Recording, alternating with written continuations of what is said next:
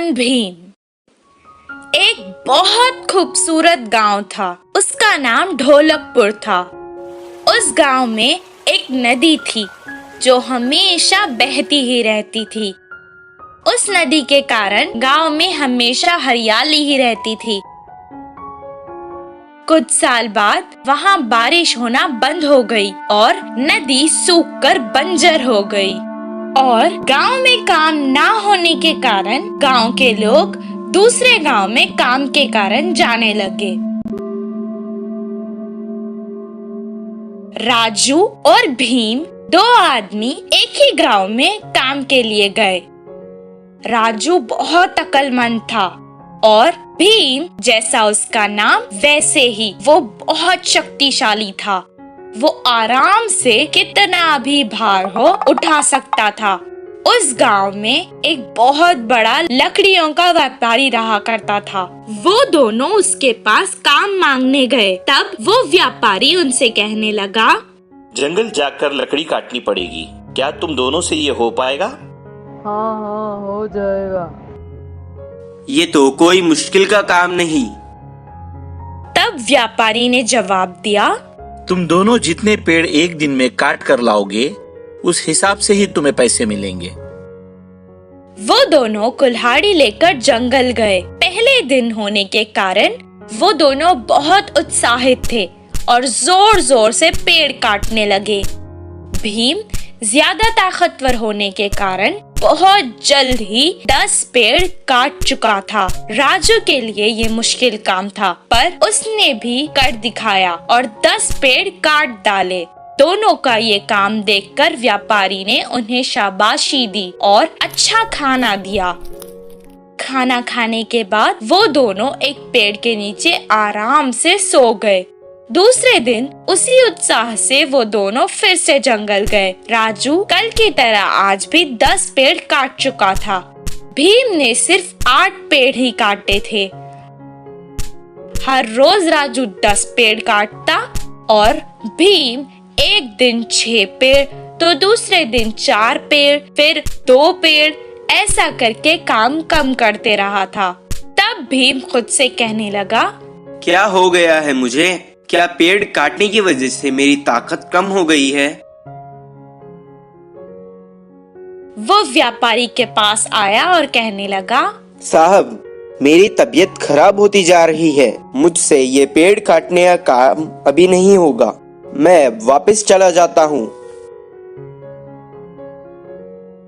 अच्छा ठीक है, एक बार तुम्हारी कुल्हाड़ी तो दिखाओ। भीम जाकर कुल्हाड़ी लाया, उसे दे दी। व्यापारी ने उस कुल्हाड़ी को देखा। इतने दिन से तुम बस अपने बल का प्रयोग कर रहे थे और बुद्धि का नहीं। एक बार पेड़ काटने के बाद अगर कुल्हाड़ी को तेज नहीं किया तो वो मुंड हो जाती है। इसलिए हर बार कुल्हाड़ी को तेज करते रहना चाहिए। राम ने अपनी बुद्धि का इस्तेमाल किया और इसलिए वो इतनी कम मेहनत करके भी ज्यादा कमा रहा है। तुम इतनी छोटी बात नहीं समझ पाए। देखो भीम, हमें बल के साथ साथ अपनी बुद्धि का भी इस्तेमाल करना चाहिए।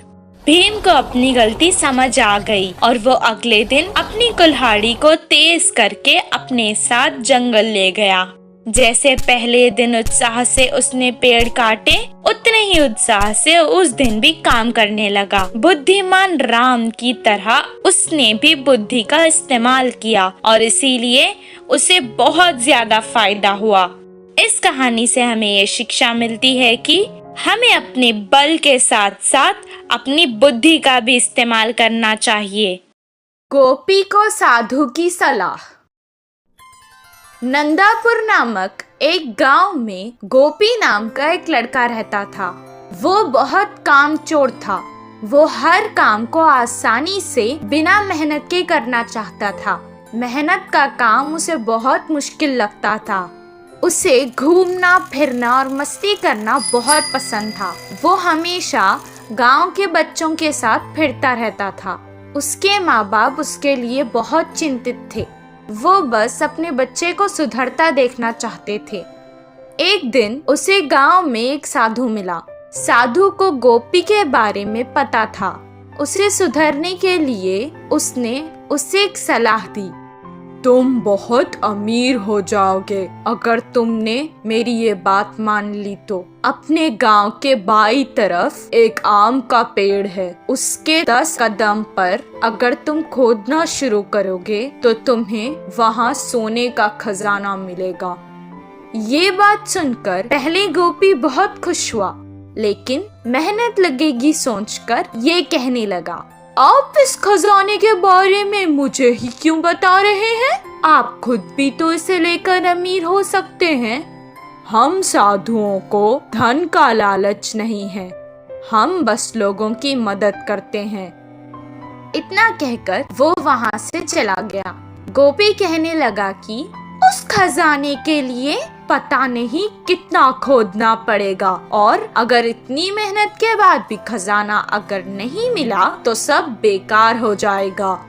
इतना कहकर वो भी वहाँ से चला गया। हर काम को वो ऐसे ही टाल देता था। कुछ दिन बाद गांव में पानी बंद हो गया। गांव वाले पानी की तलाश में हर कोशिश करने लगे। कितनी सारे कुएं खोदने के बाद भी उन्हें पानी नहीं मिला।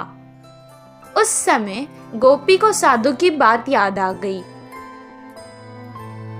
मैं अगर इस बुरे समय में वो खजाना लेकर इस गांव से चला जाऊं तो आराम से रह सकता हूं, वो सोचने लगा और वहां से फावड़ा लेकर आम के पेड़ के पास खोदने चला गया।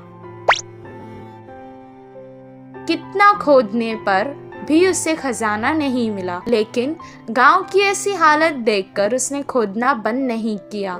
खजाना लेकर यहाँ से चला जाने की लालच में वो खोदता ही गया। 4 दिन तक खोदने के बाद उसके पैरों के नीचे उसे पानी महसूस हुआ। कुछ देर बाद उस घड़े में पानी भरने लगा। वो तुरंत उस घड़े से बाहर निकल गया। पानी कुएं की तरह उस घड़े में भर गया।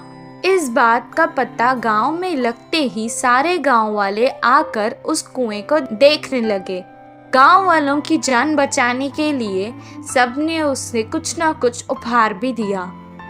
मेहनत के बाद शाबाशी के साथ साथ उसे इनाम में मिला, जिससे वो बहुत खुश हुआ और इस दिन से वो मेहनत के काम करने लगा। गोपी के कुएं से उस गांव की परेशानी भी खत्म हो गई और सब खुशी खुशी रहने लगे।